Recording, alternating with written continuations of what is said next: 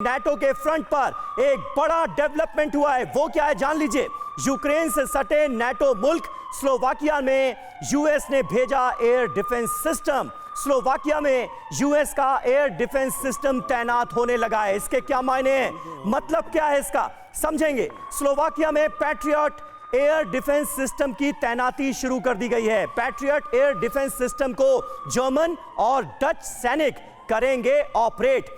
इस तरह की तमाम कवायद के जरिए आखिर अमेरिका क्या संदेश देने की कोशिश कर रहा है, नाटो मुल्क क्या संदेश देने की कोशिश कर रहे हैं, यह समझेंगे। बिल्कुल, तो patriot air defence system cruise और बैलिस्टिक मिसाइल को इंटरसेप्ट कर सकता है और यह बहुत अहम है। कल हमने आपको बताया था कि जर्मन मिलिट्री का एक काफिला स्लोवाकिया पहुंचा है।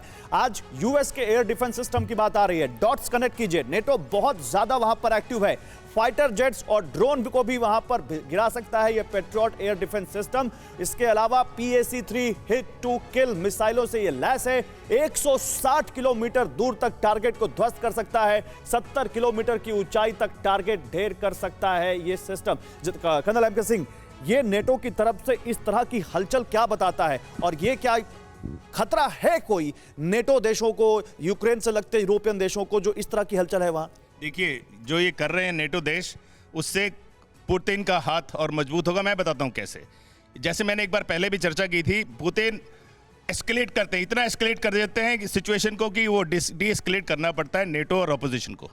और वही अभी इसके बाद होगा। आप देखिएगा, अभी जिस तरह से उन्होंने हाइपरसोनिक हथियारों का इस्तेमाल किया, उस प्रकार से और बहुत सारे उनके पास ज़ख़ीरे हैं। ये भी सर समझना होगा कि ये जो पैट्रियट एयर डिफेंस सिस्टम है, ये किसका काउंटर है। सर, एक तरफ नाटो देश ये कह चुका है कि हम यूक्रेन की धरती पर नहीं उतरेंगे, मदद करेंगे, अमेरिका का ये बयान, और अब इस तरह की जो एक्सरसाइज ये हो रही है, इस तरह की इन्वेस्टिगेशन का क्या मतलब है? कोई अर्थ है इसका, कोई रेलेवेंस है इसका? देखिए, हमें पता है ये जो इन्वेस्टिगेशन टीम गई है ये क्या रिपोर्ट देगी, और इसका ये जो है बिल्कुल प्लान वे में चाहते हैं कि इसको ऑफिशियल बनाना कि जो भी कुछ हो रहा है, अत्याचार हो रहा है और वहाँ के लोग परेशान हैं।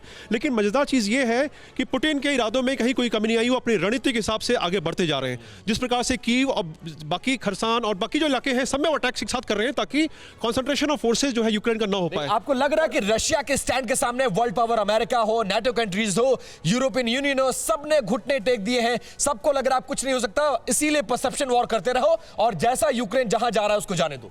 देखिए, और उनके पास कोई ऑप्शन है नहीं, ऑप्शन नहीं उनके पास बचा है। एक डिफरेंट रिएक्शन यहां से आ रहा है। ये जा रहे सिस्टम, वो एक बड़ी खबर लेंगे और फिर उस पर रिएक्शन पे आएंगे कि क्या वाकई में रूस को कोई फर्क नहीं पड़ रहा है या फिर कुछ पड़ रहा है फर्क। परवाह देश की, सोमवार से शुक्रवार रात 10 बजे TV9 भारतवर्ष पर।